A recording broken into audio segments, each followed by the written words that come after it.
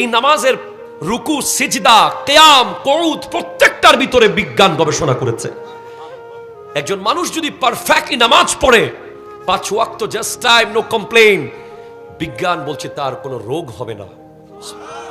এটা জোরে বলেন সুবহানাল্লাহ। এবং যে ব্যক্তি তাহাজ্জুদের নামাজ পড়বে, আমেরিকার একদল গবেষক তাহাজ্জুদ নিয়ে গবেষণা করেছে।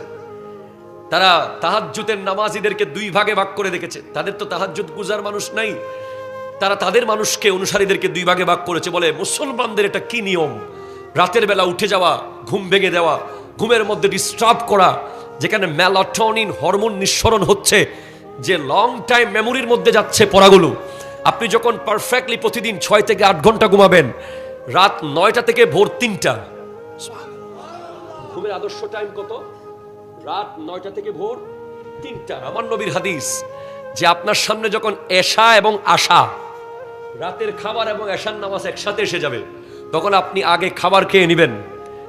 কারণ আপনি খাবারের সাথে সাথে যেন না ঘুমান, খাবারের পরে আপনি নামাজ পড়েন, তাহলে আপনার নামাজের কারণে ওই খাবারগুলোর পারফেক্ট প্রক্রিয়া হয়ে যাবে।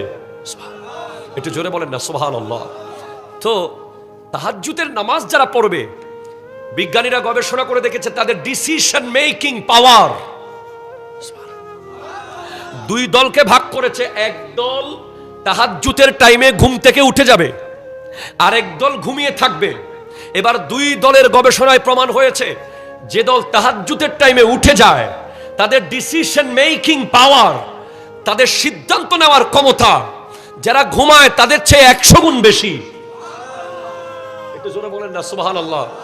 তাহাজ্জুদ পড়ে না এমন 100 জন সিদ্ধান্ত দেবে একটা, আর তাহাজ্জুদ পড়ে এমন একজন সিদ্ধান্ত দেবে যিনি তাহাজ্জুদ পড়ে গভীর রাতে উঠে যায়।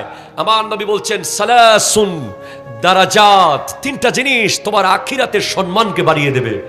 এক হলো ইতআমুত তাআম, মানুষকে খাওয়ানো। 2 ওয়া ইফশাউস সালাম, সালাম আদান প্রদান করা। 3 ওয়াসসালাতুল লাইল ওয়ান নাসু নিয়াম, গভীর রাতের নামাজ মানুষ যখন ঘুমিয়ে যায়। একটু জোরে বলবেন না সুবহানাল্লাহ।